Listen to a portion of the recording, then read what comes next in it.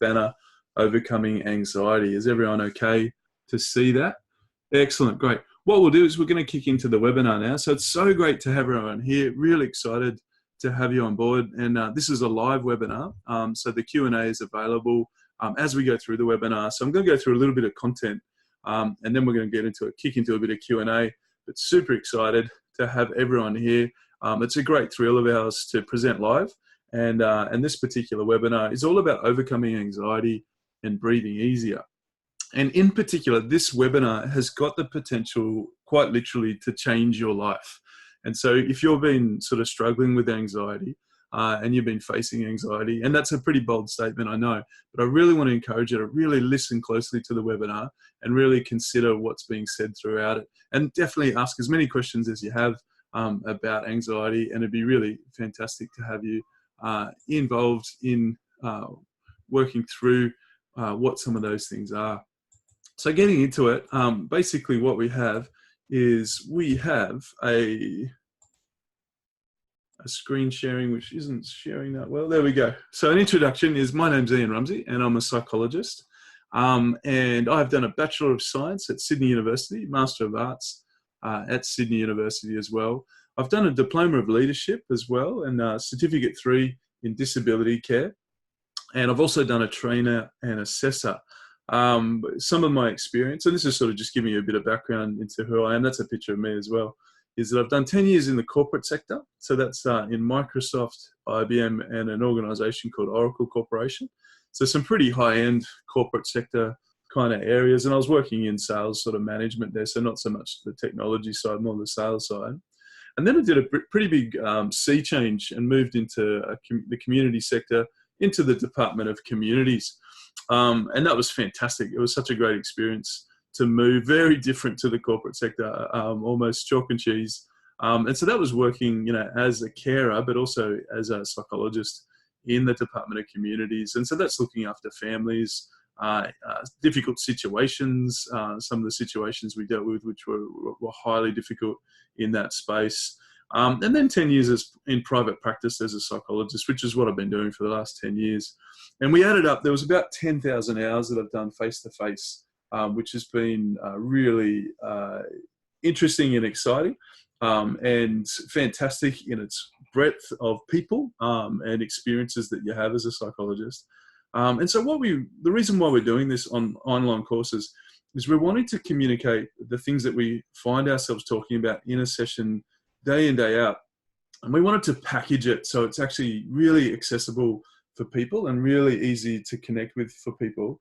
And in that packaging, that stuff, we can then put it online and then be able to have access, so people can have access to that information as quickly and easily as possible. And that's the main reason we're doing these courses, is that when you get a really great background in a certain area like anxiety, and you can process that information really easily and quickly, it can give you an amazing background if you're ever going to see a counsellor, if you're ever going to see somebody that you need to connect with in regards to anxiety. This will give you a fantastic background in it as well. So what we're doing is we're talking through anxiety itself as a webinar today, and we're going to be chatting through some of the detail about what is involved in anxiety, and again, some question and answer with that. So some more people are sort of joining as we go, as it's happening. So just while we're doing that, I'm working out my technology here, so I hope everyone's good. Just a real quick question right at the start of the webinar as well is, wanted to ask the question of, you know, why are you taking this webinar? And I'm not going to like say it out loud to anybody on screen or listening in, you know, why you're here at the webinar, but I'd love to just ask you, and if you could type your answers into the chat box, that'd be great. I'll be able to see the reasons why you're in this webinar, because then I can tailor the webinar a little bit more specifically to you. And that would be fantastic. So take a minute to have a look at why you're in the webinar, type in your answers, and I'll just pause for a second while you do that.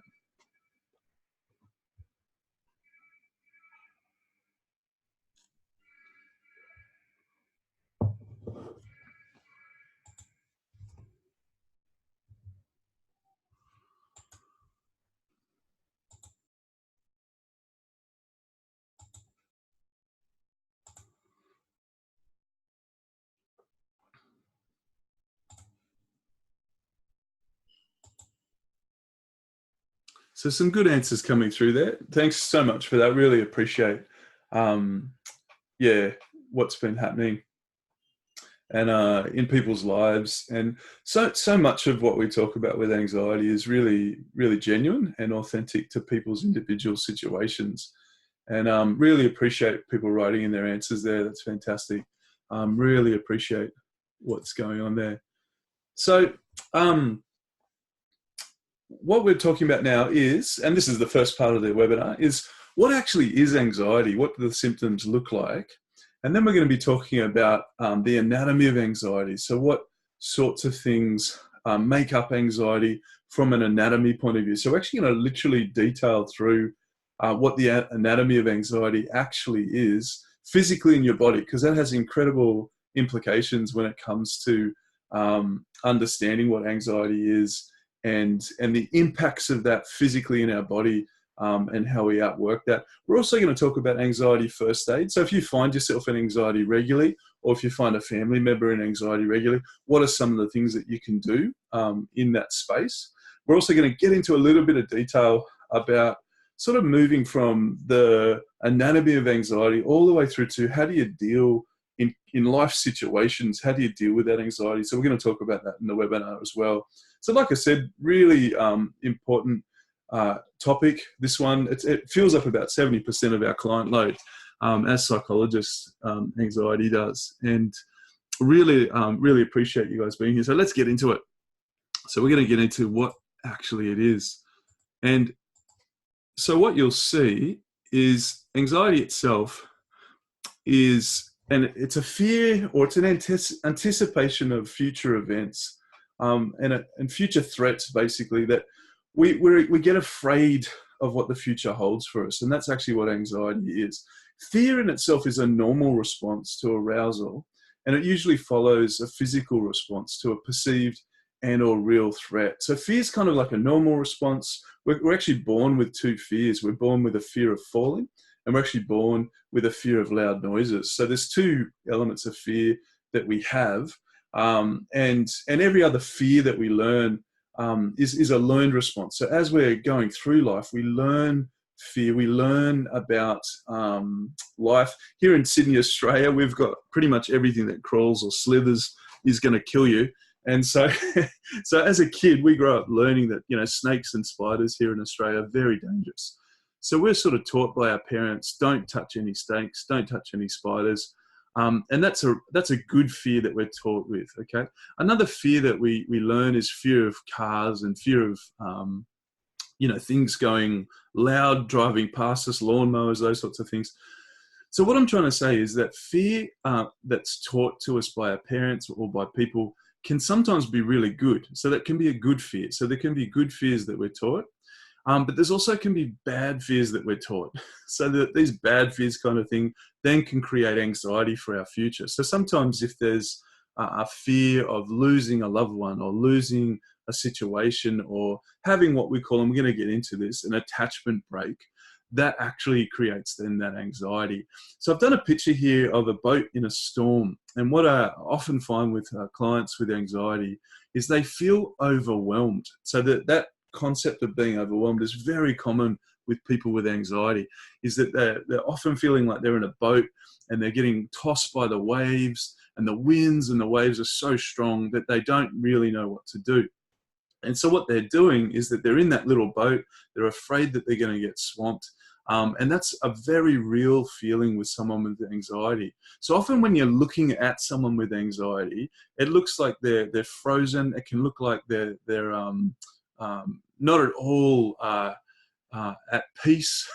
And if you're getting anxiety yourself, some of the symptoms can look like accelerated heart rates. Okay, when your heart rate is above 100 beats per minute, that can mean that you're in a fight or a flight response. And often if you have one of those Fitbit watches or a Garmin watch or something like that, that heart rate that's really accelerated, you can actually measure it. And it's what we call biometric measuring of heart rates. And incidentally, when you can notice some of the therapies that we use with anxiety working, you can actually measure your heart rate and notice that it's starting to go down. So sometimes we use what we call biometric testing to actually help people understand where they're at with their anxiety. So that's an interesting one there. There's a spike in blood pressure. Sometimes there can be dizziness because all the blood is rushing to the vital organs. And so sometimes our brain misses out, and so we feel a bit dizzy. Often there's fatigue because you go through a response where there's a fatigue response because of that adrenaline and cortisol that's happening. I'm just going to pause here for 1 second. Is everyone able to hear me okay? And I'm just getting a couple of... so if you can hear me okay, just put your thumbs up, type into the box, everything's okay. If you're on camera, just put your thumbs up. I can see you on camera. Okay, great. No, excellent. No, thanks so much, everybody. So what we're looking at with fatigue is we actually, when we have anxiety, and we'll go through this with the anatomy of anxiety, we get a dump of adrenaline and cortisol into our body, and that gets us ready for a fight, flight, or freeze response. And now when we're not using that those adrenaline and cortisol regularly, we can actually get really tired. So we're actually, basically always in a ready state for action. And then what happens is we get exhausted because we're always in a ready state for action. Now, this ready state for action is automatic. We can't always control it because of the anxiety. So sometimes people with anxiety are tired all the time. Sometimes people with anxiety go through, heart rate pushes, and then they're just exhausted at the end of it as well. So now also another symptom is we get gastrointestinal upsets. So we get stomach upsets. And that's because the cortisol pushes itself into our stomach, and that can upset our stomach as well. We get aches and pains as well. Muscle tension and spasm is a really common thing with anxiety, is that when we get that adrenaline, often that adrenaline comes from our adrenal glands, which is just above our kidneys. Now, the adrenaline actually pumps itself into our back. So often what you'll find and what can relieve anxiety is a back massage. And the reason why is sometimes knots form in our back because of the fear of the anticipation of the future. And so when you get a back massage, it actually massages out that, the adrenaline and cortisol that's stuck inside your back. And so that's actually a really important thing, that when we're talking about anxiety, having some good massages, having some tactile things like swimming or sometimes a spa can really help with anxiety as well, and your muscle tension and the spasm. Also, sweating is a symptom of anxiety as well, because we're in that fight-flight response. Our body's getting ready to move in that fight-flight response. And I kind of want to really point out here how serious the feeling of anxiety is for people.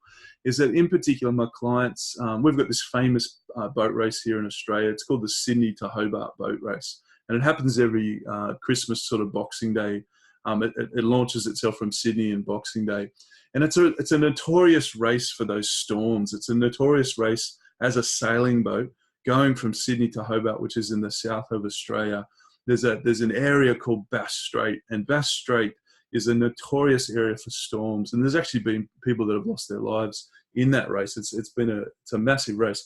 And so that feeling of anxiety can really be genuine, and really quite a serious emotion and feeling. So when we're talking about anxiety, sometimes when we're going through the symptoms and we're going through the things, it can kind of feel like we're minimizing that emotion of feeling overwhelmed. But I really want to point out in this webinar in particular, that if you're suffering from anxiety, or if a loved one is suffering from anxiety, it can be very serious for them. They can actually really feel strongly that feeling is overwhelming. So just kind of wanting to point that out sort of real quickly there too. So moving into our next slide, and I hope this is okay and everyone's getting something out of it, is that when we're talking about anxiety in a cultural context, often anxiety, the abnormal side of anxiety actually relates very much to our culture. Now, I'll use a bit of an example here, is that if you look at the bell curve on the side, most people would be in that middle part of the bell curve, and it's sort of like a generic bell curve kind of concept there. And what we're saying is that with anxiety, if you don't have much anxiety, you sort of don't have much, excuse me, my technology is doing what it does. We don't have much what we call vigilance. So if we don't have any anxiety, there's not much vigilance happening. We're on that left side of the bell curve.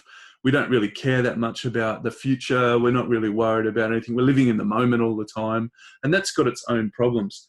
When we have a lot of anxiety and we're on the other side of the bell curve, we have a lot of vigilance. So we're sort of hyper vigilant. We're very worried about everything. We're concerned about everything. We're looking at everything. We're focusing on everything, and we're in that hyper vigilant state. Now, this is very, very much a cultural context. So in some cultures, being anxious is completely accepted. So you might be really anxious about a horse race, or you might be anxious about whether you're playing, blackjack or something, and whether you're going to win it all or lose it all. In the culture of betting, that anxiety is the rush that people look for. So if you can see from a cultural context, they love that that risk area of it, because that's actually part of the thrill of gambling, is that getting that risk, which can be a problem if you thrive on that risk, by the way. So that's another course. But basically what we're talking about with cultural context is that if you're feeling you're in the abnormal state, if you're feeling that it's out of control, that overwhelming feeling is out of control, that impairs your work, it impairs some of your relationships, that's where basically you're in that abnormal state. And that's where we would encourage people to do this course, the full-time course that we're offering, or to get some treatment with, or both of them, get some treatment from a professional as well, because they can individually contextualize what you're going through and really work through some of the detail. Now, consequently, if you don't have any vigilance at all, if you're on that other side, that's also dangerous too. And often there's stories, not so much now, but people taking selfies at the top of a pine tree or something. That's actually quite dangerous, because they don't have any vigilance, and they're not aware that if you take two hands off a pine tree and try and take a photo, there's good potential you're going to break a leg or do something worse. And so that not being vigilant inside certain situations is dangerous as well. And so with clients, what we do from a psychology point of view is we just try and bring everything back into the mainstream. So just get back into that normal region. So when we're talking about overcoming anxiety, you can't ever overcome anxiety completely, because anxiety is normal. So it's actually normal, and you're in that normal range of vigilance. What we're doing with anxiety is we're managing the symptoms of anxiety so they're not pushing out into the abnormal. And that's a real critical point when we're talking about anxiety, is that we're moving back into a space that you're feeling like you're in control, you're feeling like you've got things in your control. And that's sort of a really important thing. We use also something called the DSM-5, which is the Diagnostics and Statistics Manual version 5. And that's pretty much the psychologist's Bible. It goes through pretty much every single, we're very good as psychologists categorizing and labeling things, which is something that we do. And so it's really, that's really kind of what it tags itself with, vigilance. So if you're interested, you can get into the DSM-5 and order it online. I think you can get it from Amazon if you're super keen. So that's kind of what a psychologist uses as well. So some of the common diagnoses that we sort of face specifically is we often see specific phobias in session. So people being afraid of certain things. But more often, we often get people who have had panic attacks or regular panic attacks. And then also we have something which is called generalized anxiety disorder. And if you can think with generalized anxiety disorder, anxiety itself can build up across time. And this is something to be aware of. Well, hold on, I'll see if I can draw. I was able to draw before. Here we go. So it's almost like you have layers of anxiety which can build up across sometimes years. So if you can imagine that adrenaline and cortisol is actually building up across years, that's actually what then creates a generalized anxiety disorder. Is that if you have, things going on, then what actually occurs is, just give me 1 second here. Is that the generalized anxiety disorder just keeps building and building and building. And and that's sort of, you get sort of to the point with generalized anxiety disorder that you're not 100% sure where the anxiety is coming from because of this build. And so then it takes sort of a little bit of time to sort of peel back the layers, get a little bit like an onion, and you're peeling back the layers to where actually the anxiety sources are coming from. It can actually be multiple sources as well. And so that's really important as well. Just lastly on this slide, I just said anxiety overlaps with many other mental health conditions, and it's one of the most common in a therapy session. Very much so, like around 70 to 80% of our clients actually have anxiety, but sometimes it's what we call a comorbid condition, which means it's alongside something else. So the anxiety might relate to a relationship situation, or the anxiety might relate to like a series of panic attacks, or the anxiety might relate to something, more like a schizophrenia or a bipolar or something like, which is a reasonably serious psychological diagnosis. So there's all these different things that happen with anxiety that overlap with other mental health conditions. And so it's just to be aware that it's not always a one size fits all with anxiety. It's very individualized, if that makes sense, but it also can connect with other things as well. So just moving on to the next slide. Here we go. What we're going to be talking about now is just the anatomy of anxiety. And I'm just going to have a pause here, and I'm just going to see right now, does anyone have any background with the anatomy of anxiety? So I'm just going to ask a question, and if you could type in, yes, I've done a course on the anatomy of anxiety, or I don't know anything about the anatomy of anxiety. If you can just type in to the chat box now, I'll have a pause and have a drink. And if you can chat into the chat box, what you are aware of would be great. Thank you.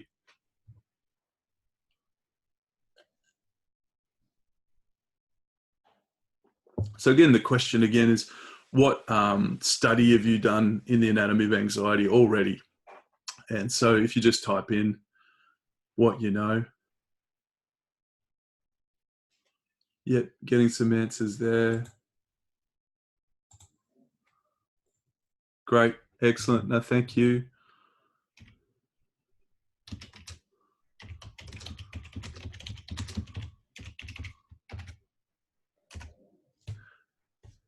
And also, just while we're having a bit of space and time, we do have a fair bit of time for Q&A today.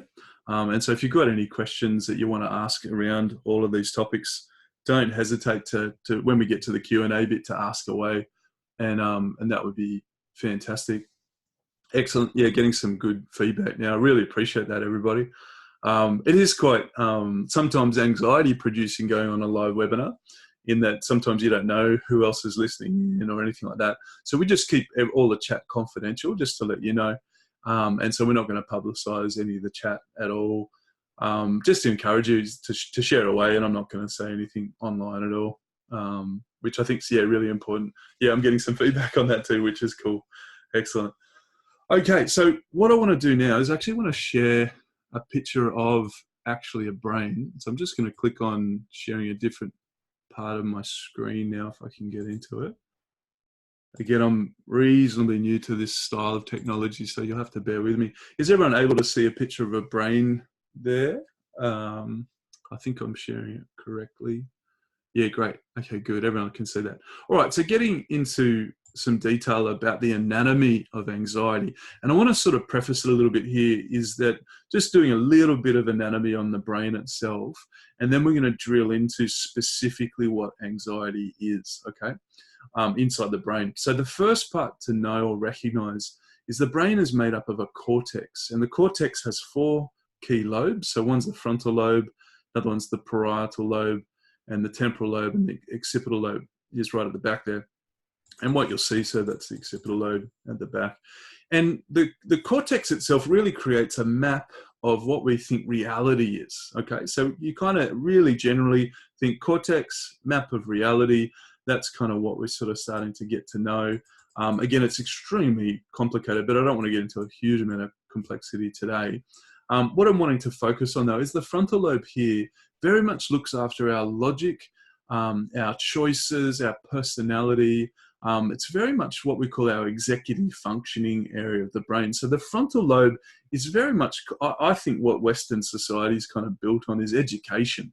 So it's very much connected with A plus B equals C, 1 plus 1 equals 2. It's our logical kind of part of the brain, which makes lots of choices. So after this webinar, you might be, you might be finished work, and you might be heading home, and you sort of wondering, what am I going to have for dinner? What's going on? It could be a different time of wherever you are in the world as well. So there could be different things going through your frontal lobe, different choices that you might be having at work or wherever you are. Now that's very much a frontal lobe sort of concept. Now the second major part of the brain, and this part of the brain is what we fondly called the midbrain, which is actually in the middle of the brain, strangely enough. And it also includes the brainstem, which is sort of this blue thing here. Again, I'm not trying to oversimplify the brain, but what I'm trying to do is just make it as simple as possible to understand anxiety itself.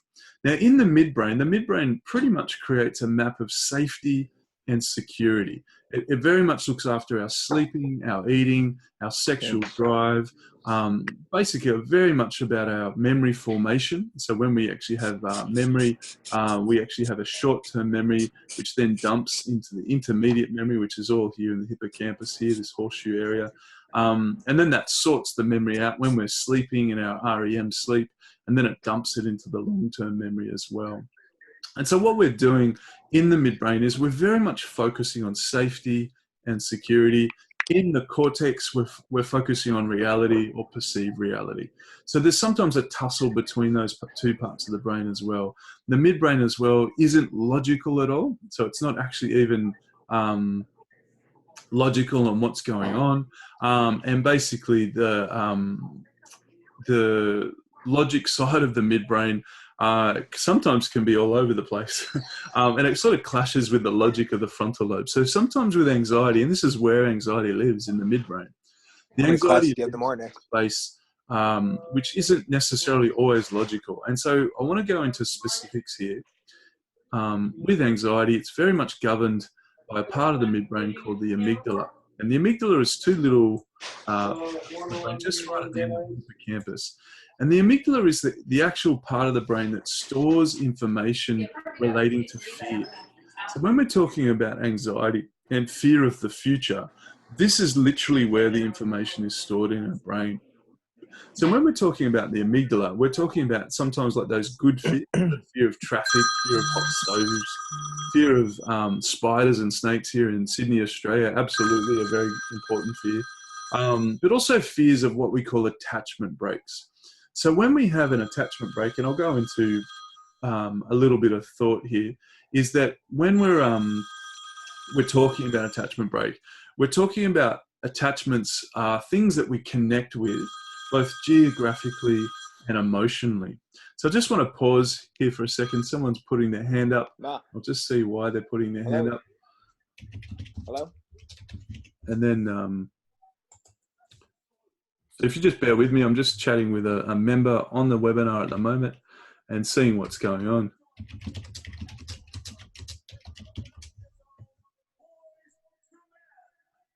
Yeah, so just bear with me if it's okay. I'm just sort of talking about, okay, here we go. I think I know what I can do. Great. Okay, good. Okay, I think we're all good now. Yeah, so with the amygdala, getting back into it. So with the amygdala, that's storing information about these attachment breaks. So when we talk about our full course that we're offering online, we really go into detail about what those attachment breaks are. So some of them can be, and I'll use just an example at the moment of an attachment break, which is called abandonment. Okay, so I'll give you an example in my own life. Is that when I was a young person, around 20, I actually remember telling my mum a dream of mine, so what I wanted to do with my life. And I remember telling them a dream, and I said, look, I really wanted to be a pastor at a local church, and I was really excited about that. And I remember her saying to me, you should tell your dad. And I remember telling my father, and at that time, he was very anti the church in general, which was his own personal opinion, but he pretty much killed my dream. So if that makes sense. And we since reconciled, so don't worry about it. I went through years of it. No, I'm kidding. But it was a really not a great experience for me. And so that's what we call an attachment break. So when you tell a parent a dream that's really precious to your heart, and that's just using an example, and then your parent sort of squashes it or kills the dream, that can create fear in that amygdala for ever telling anyone what your dreams are ever again. And so if you can see, implanted in that amygdala in me at that time was really a fear of saying anything precious to someone who's senior or in authority above me. Okay. Now the byproduct of that in my life was that I actually started doing a thing called self-sacrifice, where I started sacrificing myself regularly to other people. And this is, again, an attachment break that can occur. And these are the things that we map out in the full course and talk about in detail in the full course of what are the things in our amygdala that actually create that anxiety response, okay? And so that's kind of, a little bit of detail about what actually hits in the amygdala. So the detail of the anatomy of anxiety is this, is that if we perceive an attachment break, if we perceive danger coming, then what occurs is our amygdala starts to fire. So the amygdala starts to fire and actually tells the hypothalamus, which is actually inside the midbrain here, there's a problem. So there's actually a problem, and then the hypothalamus tells the pituitary gland, which is that little dangly thing just down there, and it actually tells the pituitary gland, hey, there's a problem.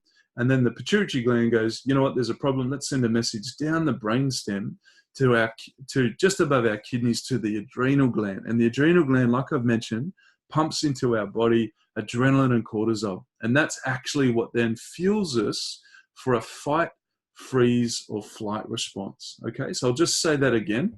The amygdala, if we perceive danger, we perceive a broken attachment. So in my case, if I perceive I'm going to be rejected and abandoned, then there'll be an automatic response where the amygdala will fire to the hypothalamus inside there, to the pituitary gland, down the brainstem to just above our kidneys to the adrenal gland.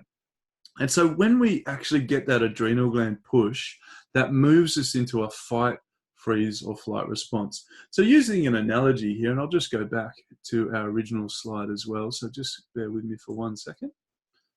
I'm just going to, here we go, yeah. So what we're actually talking about here is what we call the HPA schedule. So the HPA schedule very much follows the mode that the amygdala fires, hypothalamus, pituitary gland, and then adrenal gland kicks in, okay? So that's actually the anatomy behind the anxiety. So giving you an example, imagine there's a lion standing in your room. So wherever you guys and girls are listening to the webinar, wherever you are, there's a lion standing there and it's hungry and it's really keen to eat you, okay? And so what happens is pretty much within about 15 seconds, your amygdala fires and senses that there's something dangerous in your region or where you are.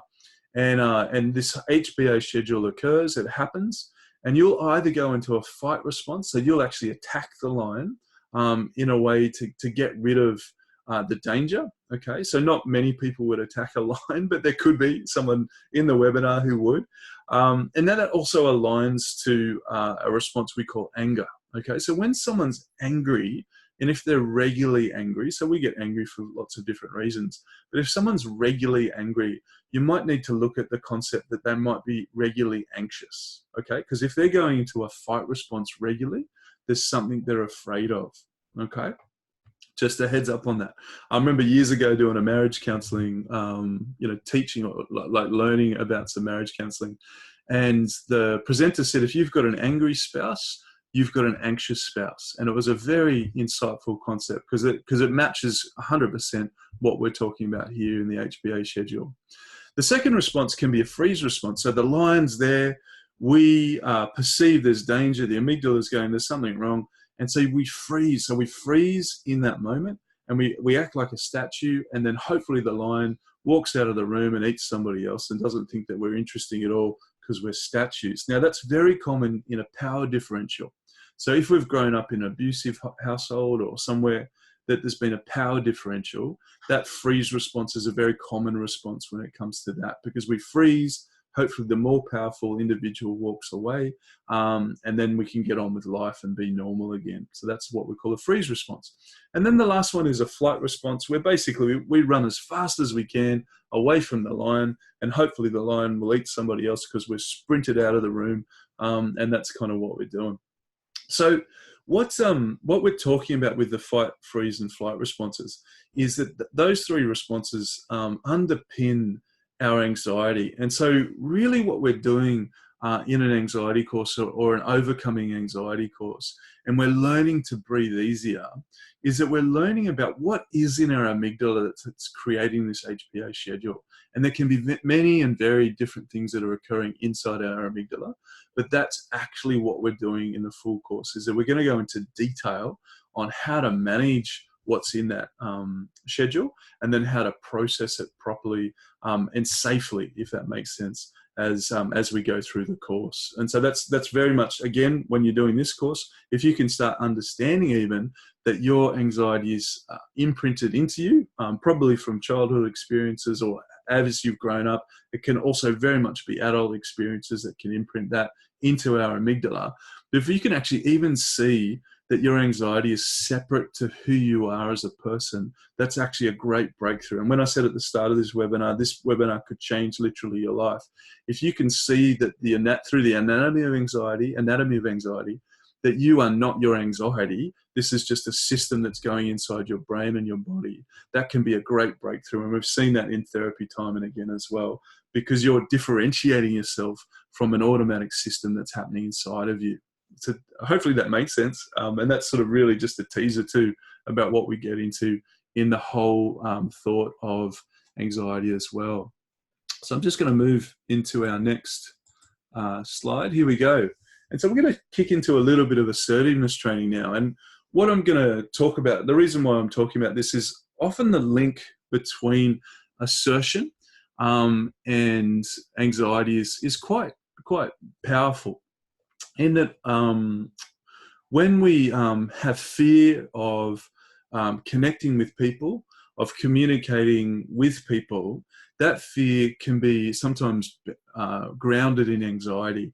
And like I said, if you've been brought up in a situation or a family situation with abandonment or rejection, then often communicating clearly to people is one of the biggest issues. And so I wanted to point out right away, there's a fantastic book. I've had amazing feedback from my clients through this book, and it's called Crucial Conversations.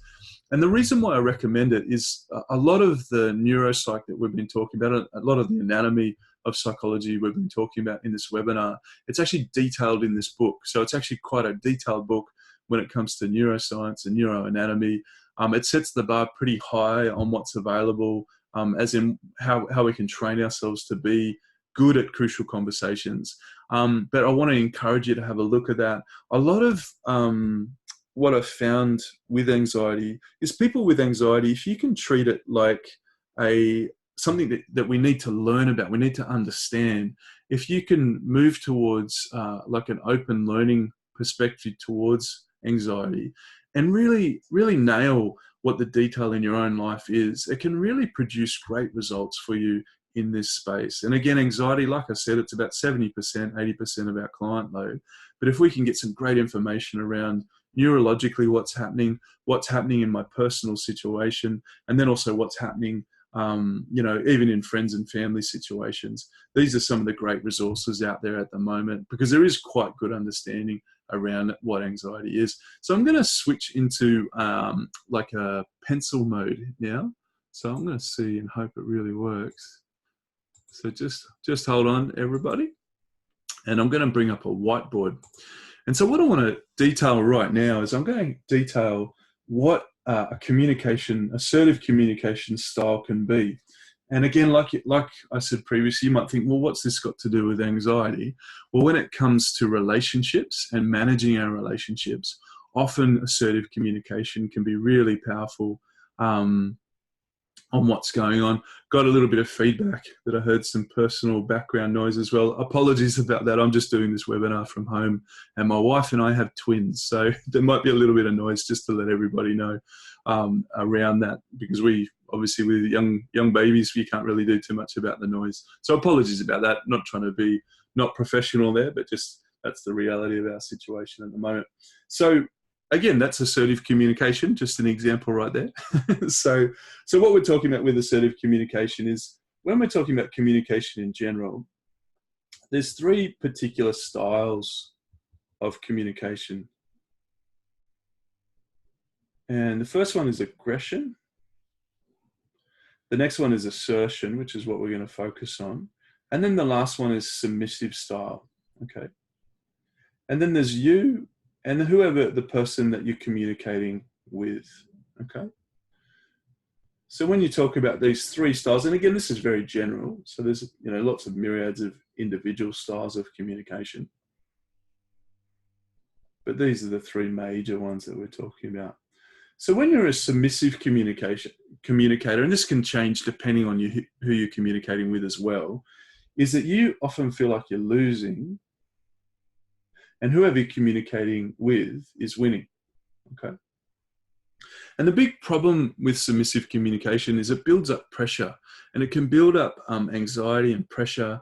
And that pressure can be a bit like a pressure cooker, and that cooker just keeps building up and building up and building up, and there's no release, there's no steam release. And what can happen is you then flip into aggressive communication. So it's what we call a passive aggressive style of communication. And that aggression can be that you're going to win and you don't care what's happening with anyone else, they're going to lose. And that's quite a dangerous way to communicate, because when you're in an aggressive style all the time, people can often feel hurt, relationships can be broken, and it can be really difficult to actually create long-term relationships if you're aggressively communicating all the time. Again, if you're submissively communicating, often you can think the only way to communicate is either be aggressive or be submissive. And, you know, sometimes people that are submissive communicators think, well, there's only two people in the world, those people that take the wins and those people that just lose all the time. And they often feel like they're on the lose side. And that's actually not correct. What is correct is that when with assertive is, I should say assertive because that looks like us, is that we win and the other person wins.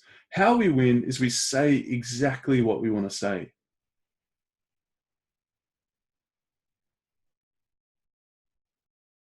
Okay.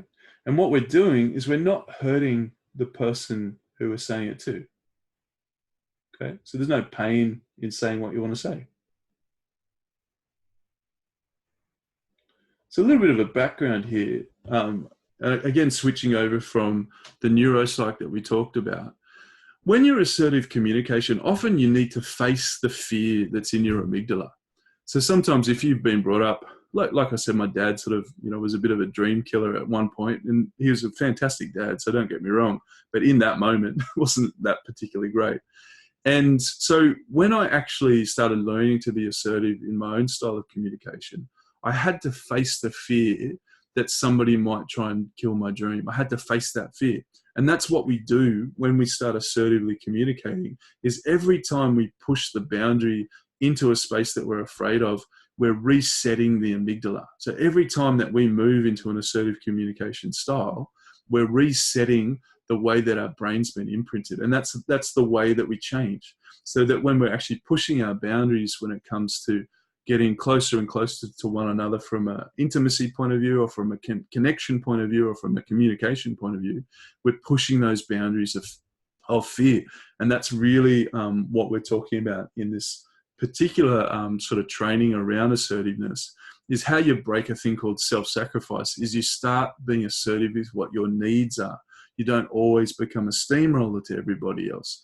If you find yourself aggressive all the time, then what you're doing is starting to change that aggression, if that makes sense. So to give you like real detail about this, with aggression, often aggression is using the word you. So you're doing this and you're doing that all the time. And that's what aggression does. Submission basically says nothing at all. So I'm not going to say anything at all. And with assertion is basically, I feel this, whatever you feel, and I need this, what you need. Now, whoever you're communicating with can't take away your feelings because they're yours. So you're not able to take away feelings. But what you're also doing is putting a list or a recipe together of what you need. So you're saying, I feel, hurt, and I need not to feel hurt. Okay. And so that's what you're doing. Now, what you're then doing with the person you're communicating with is you give them freedom to respond to that. Okay. So they don't have to do what you're saying you need. They don't have to listen to you. It's their choice.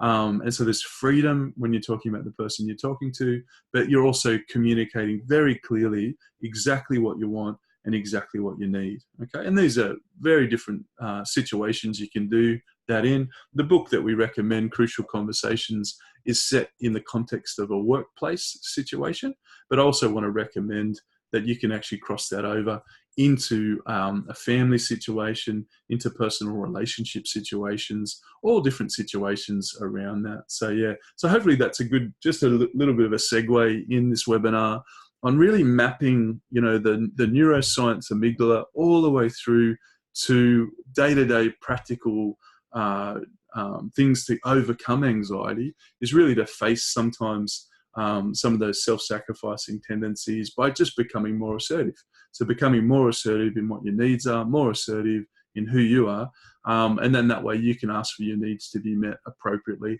and that's a real powerful thing. And again, we get into a lot more detail in our course, our full course, around these things, but I just wanted to give you something really that you could walk away with practically today and apply straight away.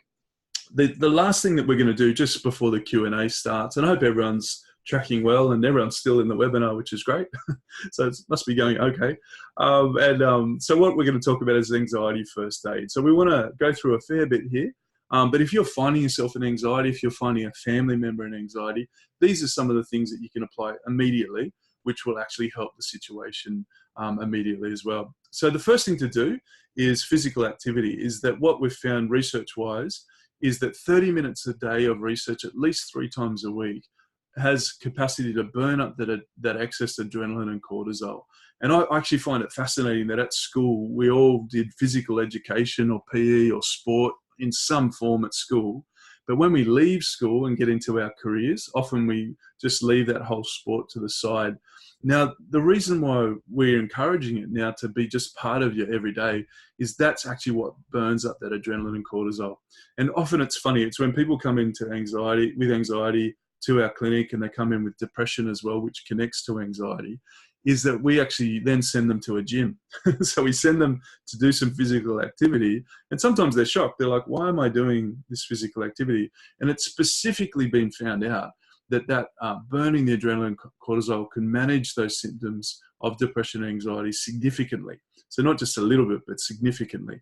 So when we're talking about first aid, we're actually talking about go for a walk, go for a jog, take the dog out, do what you need to do physically to get active and to move your body, because then you're going to be adrenaline and the cortisol is going to be burned up. The second one with anxiety first aid is mindfulness. So when we are actually using a technique called meditation or mindfulness, what we're actually doing is we're actually sitting in a seat relaxing, and we're watching the anxious thoughts roll past us like a wave. So it's almost like you're sitting there with a deck chair, you're relaxing, and it's a technique with meditation that you're actually watching your emotions go past you. Now there's a huge amount of courses online and professionals online that teach mindfulness. So our course doesn't go into a huge amount of detail around that, because literally the internet is full of courses around mindfulness and teaching around it. And there's some great teaching out there. The only thing I'd say with this is there's a great organisation in Australia called Headspace. It's a government-sponsored organisation, and they've actually got an app which teaches you mindfulness techniques for free. So you can actually download that app. It's called Headspace. We've written a blog about it recently as well, so you can check that blog out as well. But that's a really great app. Lots of my clients use that app to teach themselves meditation. It's not religious at all. It's just teaching you those mindfulness steps, which is fantastic. Again, there's lots of gyms around. I have a really good friend actually who's quite a successful business person, and he uses a thing called Hatha yoga, which is basically hot yoga, and he practices his mindfulness in a hot environment. I think they heat the room up to 35 or 40 degrees or something, and they all do yoga together and sweat, which is kind of random to me, but he really enjoys this, and it really helps him manage certain situations in his world. So there's an example of mindfulness there. Healthy eating is another one. Is that it's been shown that our serotonin, which makes us feel good, which makes us feel positive, it's a neurotransmitter that 70% of it's produced in our gut. So often when we're hitting high carb, high fat food, like chips and chocolate, and we're watching our Netflix and we're binging, what that's actually doing is raising artificially our serotonin for a very short time, but then it crashes our body. So then normally our mood shifts dramatically south. So when we're talking about healthy eating, we're talking about doing things in a healthy way. Every country in the world basically has a healthy eating program. So just to encourage you to follow your country's healthy eating program. In Australia, we used to have a triangle, or the healthy eating triangle, which was eat lots of, breads and, high grain sort of things at the bottom, and really limited amounts of fats and oils at the top of that triangle. So that's just an example there. The next one with anxiety first aid is what we call cognitive behavior therapy. And CBT has been known to help anxiety pretty much more than any other therapy.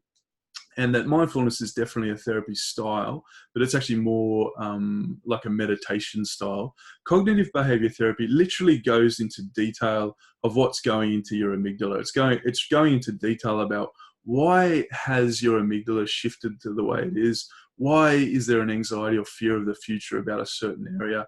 And then really to change that thinking. And that's literally what our full course does, is that's really the space that we are with our full course, is that we'll teach you the basics of how to almost become your own psychologist, understand what's in your amygdala, and actually process that through to you feeling safe. And you can challenge some of those thoughts. You can challenge what's going in your brain as well, and you can actually change that thinking as well.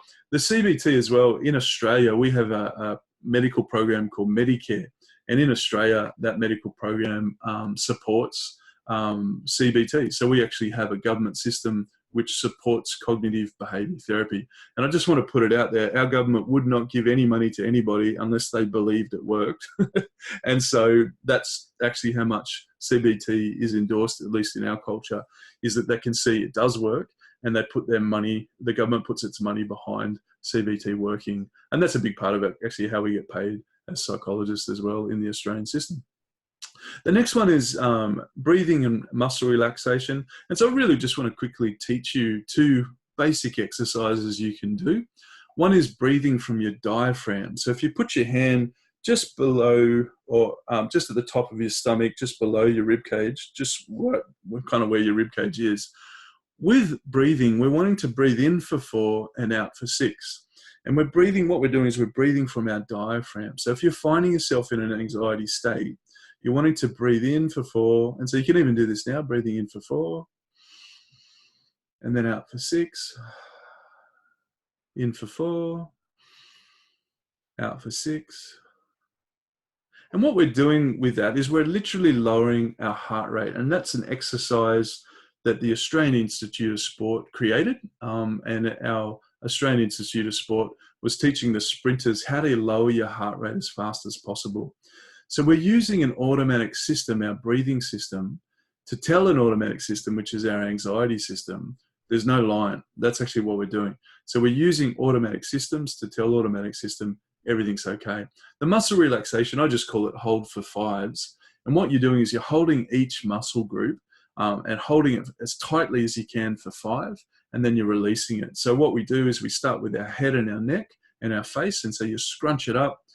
So if people scrunch up their faces now, I'll count to 5. 1, 2, 3, 4, 5. And then you just relax your neck, your upper body and your arms. You scrunch it up, hold it as tight as you can for 5, and that holds it.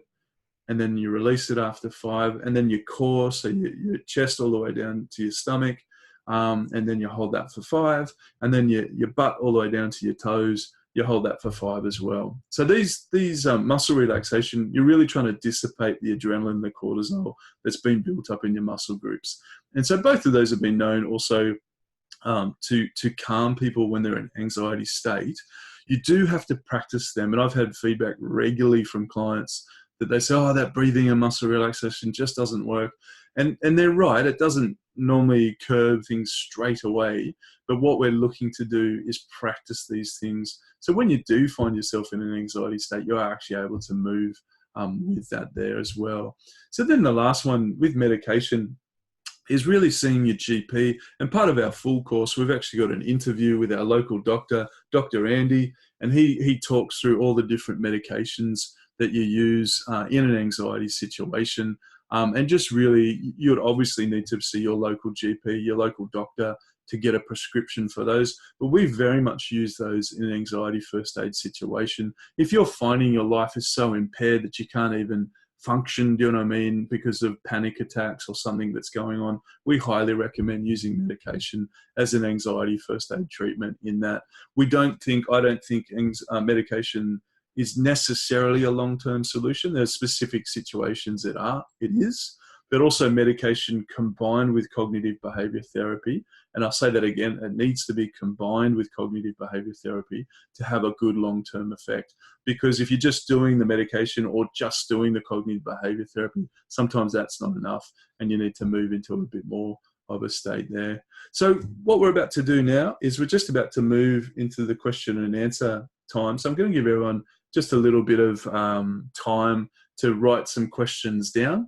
I'll do my best to answer all of them as best I can.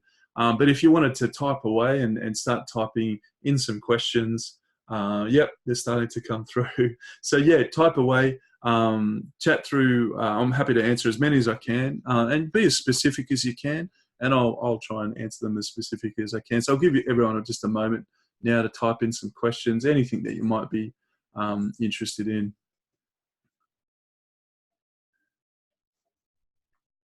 Yep, some great questions coming through. Yeah, good. Yeah, so I'll just give it a few more minutes and I'll just pick some of the top questions that I can see. I'm just going to see if there's a bit of a theme here as well. Yeah. Yep. Yep. So first off, there was a question saying, does milk produce good feelings? I'll kick off with that one. That's a bit of a funny one. Yes, it does actually. So there's been some research to say that if you have a latte a day, which is full of milk, it actually increases your serotonin production. So this is sort of great news for coffee lovers, is that they think the association is with the milk. It's associated when we're babies and we're growing up with, drinking milk and all that kind of stuff. That actually forms an association of security.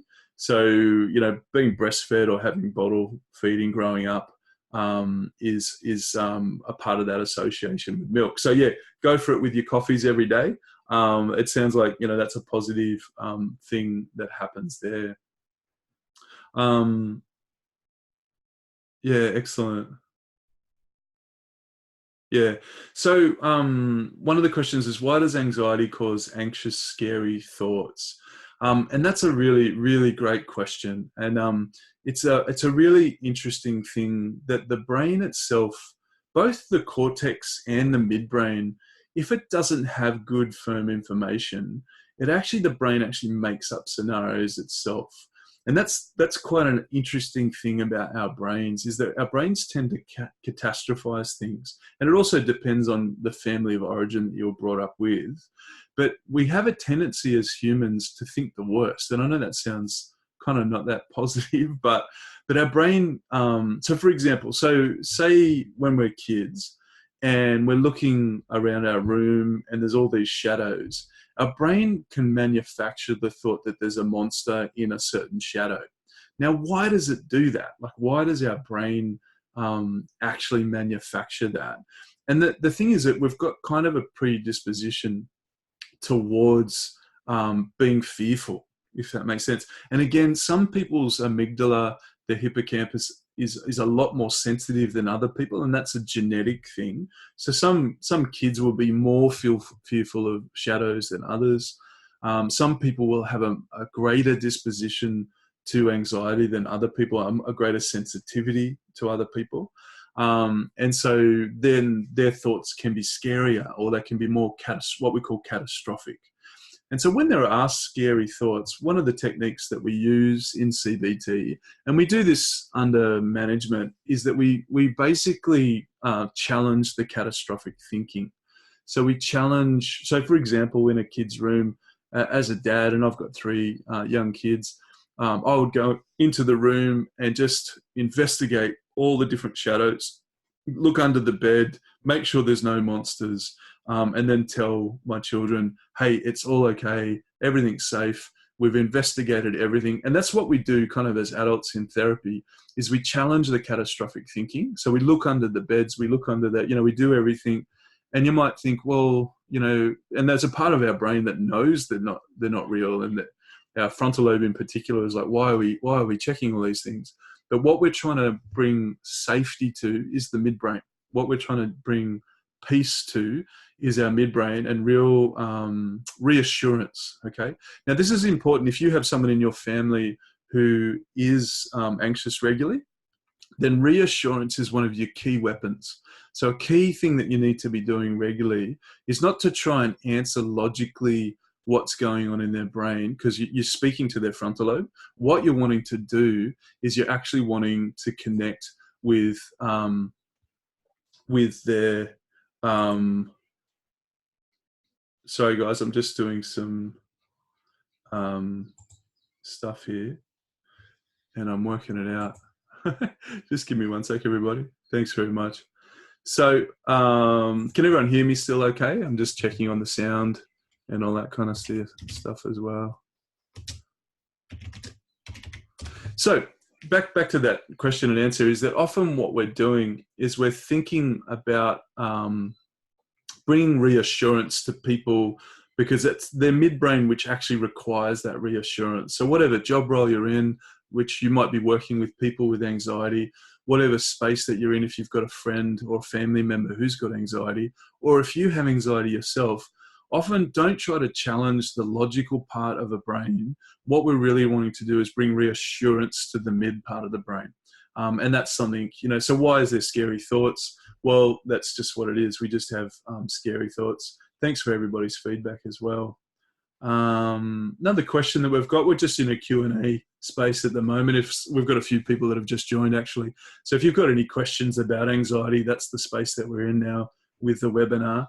Also, we've got just to let everybody know who's joined, we're recording this webinar and we'll send out a link once the processing of this webinar is done. So if you've missed any of it, you can catch up the start of it as well, which is super great. So the question is this spacey, almost unreal feeling anything to be worried about?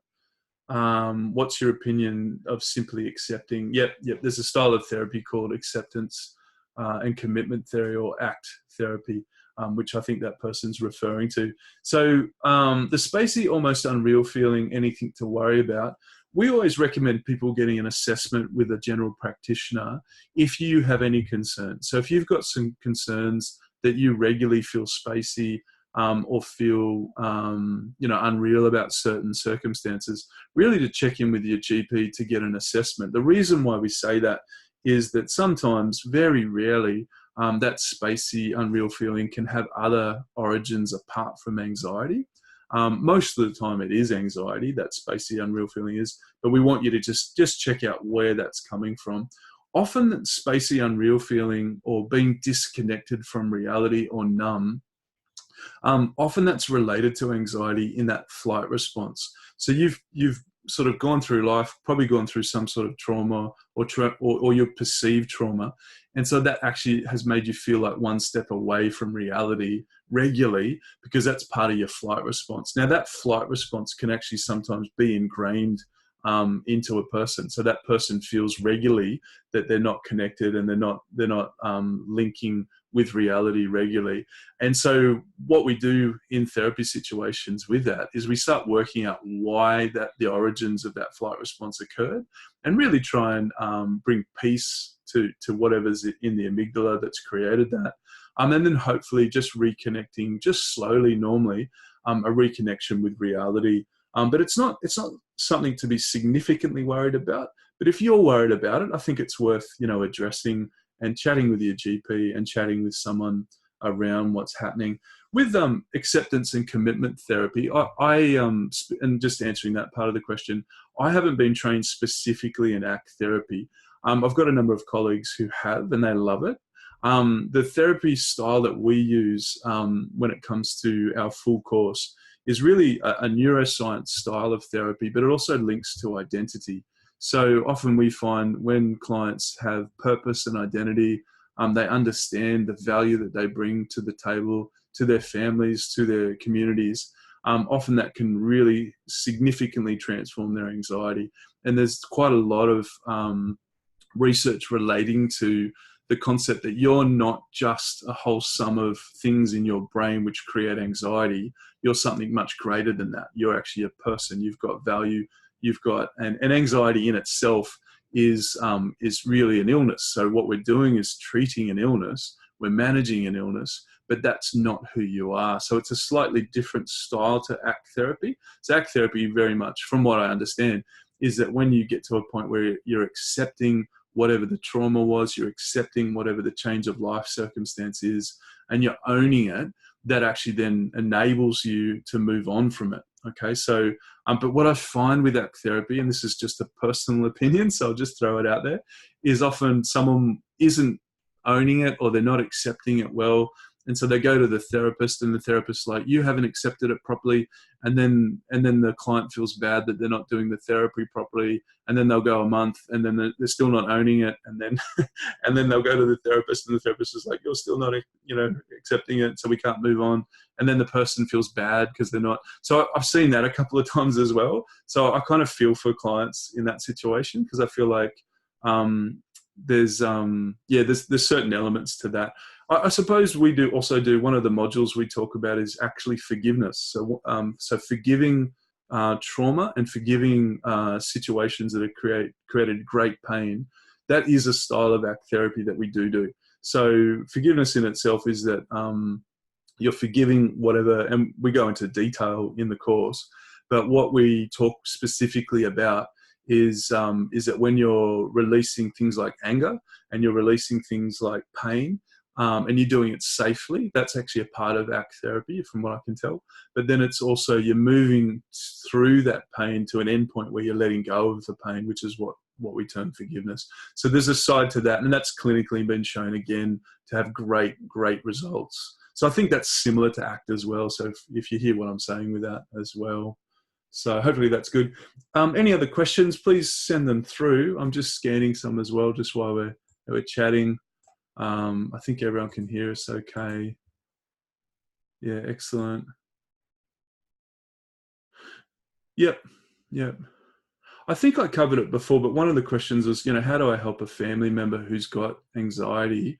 And it is, in particular, if that family member's got the anxiety when it relates to a fight response. So when they're angry all the time, that can be a very difficult situation. And really encouraging you, sort of like I said before, just really to speak to their midbrain, really to try and bring reassurance. Try to work with them to find out what they're anxious about. So they might be anxious, in a spousal situation, like a marriage situation. Sometimes the anxiety revolves around finances and security.